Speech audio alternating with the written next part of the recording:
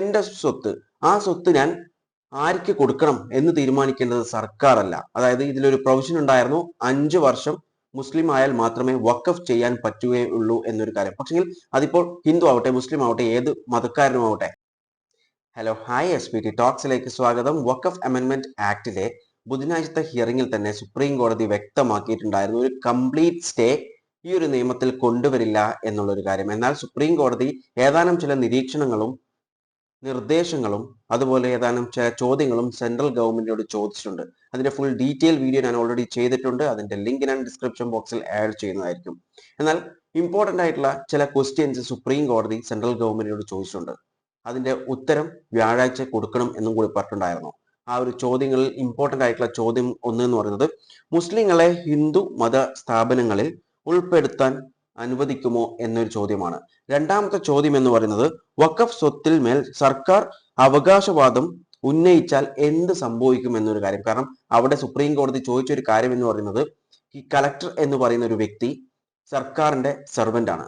അങ്ങനെ വരുമ്പോൾ ഒരു നിഷ്പക്ഷമായിട്ടുള്ള ഒരു നിലപാട് കളക്ടറിന് എടുക്കാൻ പറ്റുമോ എന്നാണ് സുപ്രീം കോടതി ഇവിടെ ചോദിച്ചിട്ടുള്ളത്. എന്നാൽ തുഷാർ മെഹ്ത ഇന്ന് കോടതിയിൽ വന്ന ഉടനെ തന്നെ സംസാരിച്ച ഒരു കാര്യം എന്ന് പറയുന്നത്, ഒരു കാരണവശാലും ഒരു നോൺ മുസ്ലിം ആയിട്ടുള്ള ഒരു വ്യക്തിയെ താൽക്കാലികമായി സെൻട്രൽ വഖഫ് കൗൺസിലിങ്ങിലോ അല്ലെങ്കിൽ സ്റ്റേറ്റ് വഖഫ് ബോർഡിലോ ഉൾപ്പെടുത്തുന്നില്ല എന്നാണ് തുഷാർ മെഹ്ത പറഞ്ഞിട്ടുള്ളത്. മറ്റു ചോദ്യങ്ങൾക്കൊന്നും ഉത്തരവും നൽകിയിട്ടില്ല. അദ്ദേഹം ഒരു 7 ദിവസത്തെ കാലാവധിയാണ് ചോദിച്ചിട്ടുള്ളത് ഇതിനൊക്കെ റിപ്ലൈ തരാൻ വേണ്ടിയിട്ട്. എന്നാൽ കോടതിക്ക് മനസ്സിലായി ഇത് സ്റ്റേ ഒഴിവാക്കാനുള്ള ഒരു തന്ത്രമാണെന്നും അതുകൊണ്ട് തന്നെ സുപ്രീം കോടതി ഒരു ഇന്ററിം ആയിട്ടുള്ള ഒരു ഓർഡർ, അതായത് ഇടക്കാല ഉത്തരവാണ് സുപ്രീം കോടതി ഈ ഒരു വഖഫ് അമെൻമെന്റ് ആക്ടിൽ ചെയ്തിട്ടുള്ളത്. സുപ്രീം കോടതി അവിടെ പറഞ്ഞിട്ടുണ്ടായിരുന്ന ഒരു കംപ്ലീറ്റ് ആയിട്ടുള്ള ഒരു സ്റ്റേ നടത്തില്ല നമ്മൾ. കാരണം ഇതിൽ ഒരുപാട് പ്രൊവിഷൻസ് ഉണ്ട്.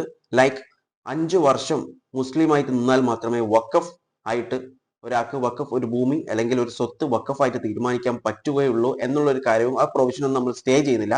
നമ്മൾ സ്റ്റേ ചെയ്യുന്ന ഒരു കാര്യം എന്ന് പറയുന്നത് ഇപ്പോൾ തുഷാർ മെഹ്ത പറഞ്ഞ അതേ കാര്യമാണെന്നാണ് സുപ്രീം കോടതി പറഞ്ഞിട്ടുള്ളത്. ഒന്ന്, നോൺ മുസ്ലിം ആയിട്ടുള്ള ഒരു വ്യക്തിയെയും ഒരു അപ്പോയിന്റ്മെന്റ്സും, അതായത് കൗൺസിലിങ്ങിലോ അല്ലെങ്കിൽ ബോർഡിലോ അപ്പോയിന്റ്മെന്റ് ചെയ്യാൻ പാടില്ല അടുത്ത ഹിയറിംഗ് വരെ എന്നാണ് സുപ്രീം കോടതി പറഞ്ഞിട്ടുള്ളത്. അതുപോലെ തന്നെ രണ്ടാമത്തെ കാര്യം എന്ന് പറയുന്നത്, വഖഫ് ബൈ യൂസർ അല്ലെങ്കിൽ വഖഫ് ബൈ ഡീഡ് ഏതുമാകട്ടെ, ഒരു വഖഫ് പ്രോപ്പർട്ടി ഇപ്പോൾ എങ്ങനെയാണോ അതിന്റെ സ്റ്റാറ്റസ് ക്യൂ മെയിൻറ്റെയിൻ ചെയ്യണം. അതിൽ യാതൊരു തരത്തിലുള്ള ഡീനോട്ടിഫിക്കേഷനും പാടില്ല എന്നും കൂടി സുപ്രീം കോടതി ഈ ഒരു ഉത്തരവിൽ ആഡ് ചെയ്തിട്ടുണ്ട്.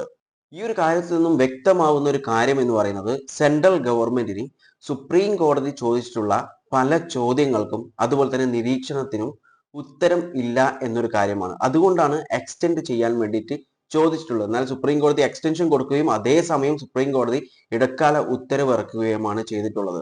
നമ്മൾ മനസ്സിലാക്കേണ്ട ഒരു കാര്യമുണ്ട്, ഇപ്പോൾ എന്റെ സ്വത്ത്, ആ സ്വത്ത് ഞാൻ ആർക്ക് കൊടുക്കണം എന്ന് തീരുമാനിക്കേണ്ടത് സർക്കാരല്ല. അതായത് ഇതിലൊരു പ്രൊവിഷൻ ഉണ്ടായിരുന്നു, 5 വർഷം മുസ്ലിം ആയാൽ മാത്രമേ വഖഫ് ചെയ്യാൻ പറ്റുകയുള്ളൂ എന്നൊരു കാര്യം. പക്ഷെങ്കിൽ അതിപ്പോൾ ഹിന്ദു ആവട്ടെ, മുസ്ലിം ആവട്ടെ, ഏത് മതക്കാരനും ആവട്ടെ, ആ ഒരു മതക്കാരൻ വാങ്ങിച്ചിട്ടുള്ള ഒരു പ്രോപ്പർട്ടി അല്ലെങ്കിൽ പാരമ്പര്യമായിട്ടുള്ള ലഭിച്ചിട്ടുള്ള പ്രോപ്പർട്ടി, അത് എന്റെ റൈറ്റ് ആണ്, എന്റെ ഫ്രീഡം ആണ്.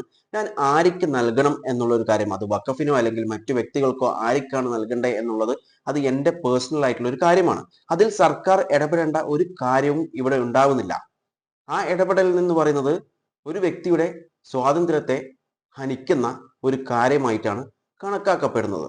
ഈ ഒരു ഇടക്കാല ഉത്തരവ് എന്ന് പറയുന്നത് സർക്കാരിന് വലിയൊരു തിരിച്ചടി തന്നെയാണ്. കാരണം സർക്കാരിന്റെ ഒരു പ്രസ്റ്റീജിയസ് ആയിട്ടുള്ള ഒരു നിയമ ഭേദഗതിയാണ് വഖഫ് അമെൻമെന്റ് ആക്ട് 2025 എന്ന് പറയുന്നത്. എന്നാൽ അതിനെയാണ് ഇപ്പോൾ ഇടക്കാല ഒരു ഉത്തരവിൽ സ്റ്റേ ചെയ്തിട്ടുള്ളത്. എല്ലാം മുഴുവനായിട്ടും സ്റ്റേ ചെയ്തില്ലെങ്കിലും അതിലെ ഇമ്പോർട്ടന്റ് ആയിട്ടുള്ള ചില പ്രൊവിഷൻസ് ആണ് സുപ്രീം കോടതി ഇപ്പോൾ സ്റ്റേ കൊടുത്തിട്ടുള്ളത്. ഇതിനെക്കുറിച്ച് നിങ്ങളുടെ അഭിപ്രായങ്ങൾ കോമെന്റ് ചെയ്യുക. വീഡിയോ ഇഷ്ടപ്പെട്ടിട്ടുണ്ടെങ്കിൽ ലൈക്ക് ചെയ്യുക. ഇൻഫോർമേറ്റീവ് ആയി തോന്നിക്കഴിഞ്ഞാൽ മറ്റുള്ളവരിലേക്ക് ഷെയർ ചെയ്യാൻ മറക്കല്ലേ. And thanks for watching me and stay tuned for another video. Okay, thank you.